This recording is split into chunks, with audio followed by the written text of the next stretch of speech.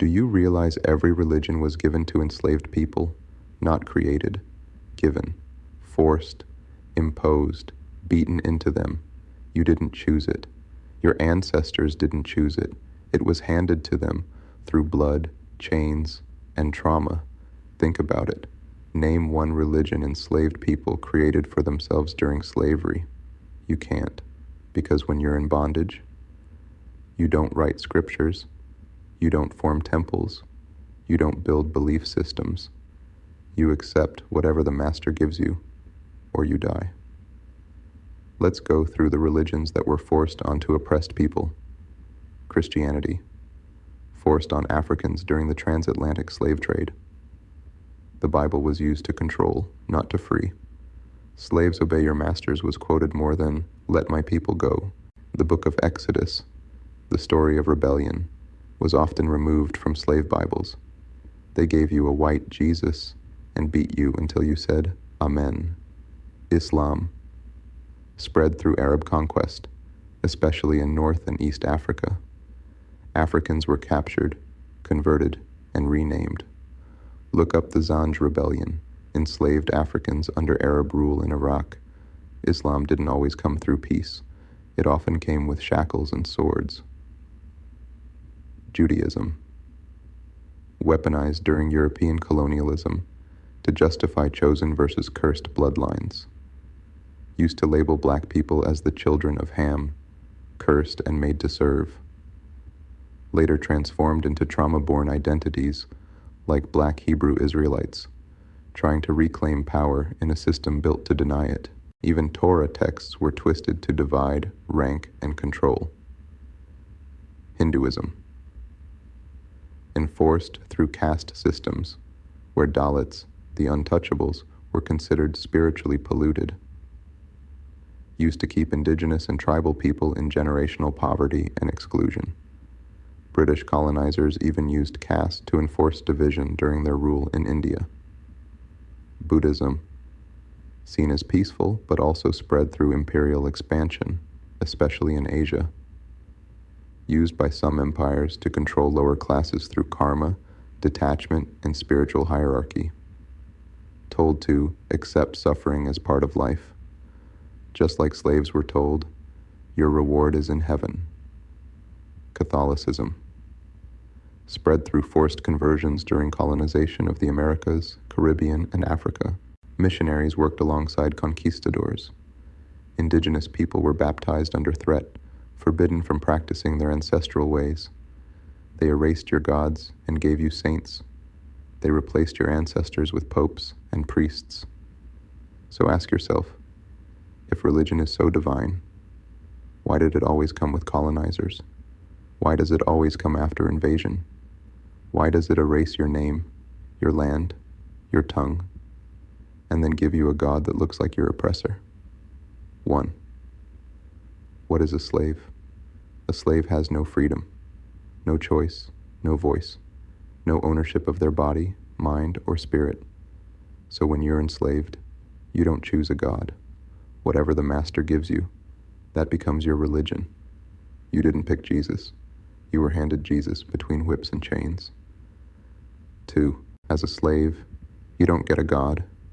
You get a control system. They didn't give you religion to save your soul.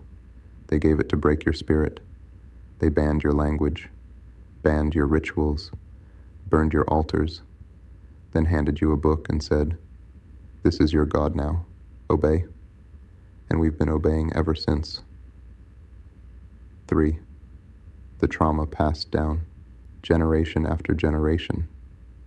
The original slave master died, but the mental programming didn't. Now your mother becomes the slave master. Your pastor becomes the slave master. Your school becomes the slave master. And the whip is no longer leather.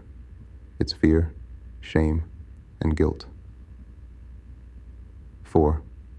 Before colonization, we encountered our ancestors, not a man named Jesus. Our spiritual systems were built on ancestral connection, nature, dreams, visions, spirit rituals. We didn't believe, we experienced. That's why we had warriors, That's why we had revolts. That's why we fought back, because we were guided by those who came before us, not a God we never met. 5. Now we got descendants of slaves saying, I encountered Jesus. Let's ask the real question. How? How did you encounter someone with no grave, no bones, no verified description, no language, no birthplace with evidence?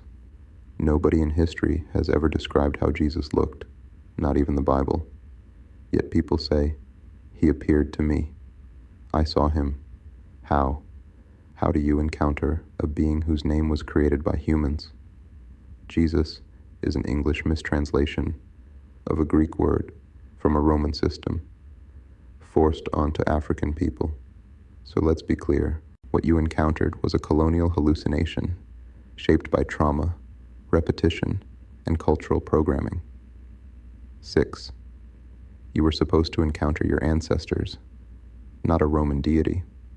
When our people used to dream, fast, or speak in trance, they didn't meet Jesus. They met their grandmothers, spirit guides, nature spirits, and warrior bloodlines.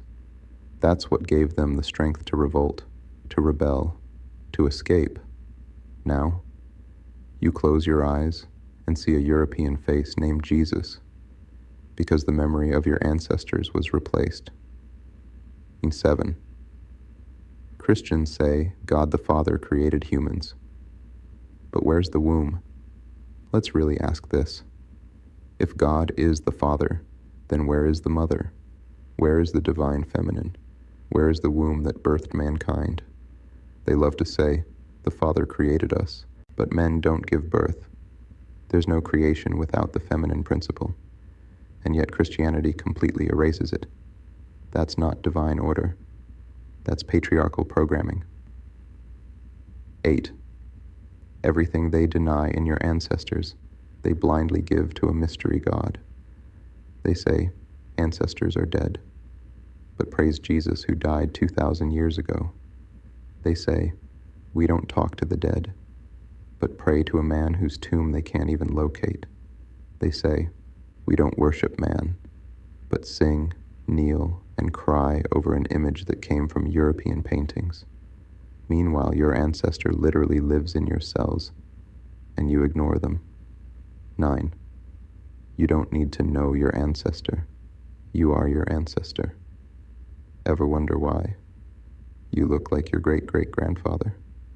You dream of people you never met. You feel called to places you've never been. That's called ancestral memory, spiritual DNA.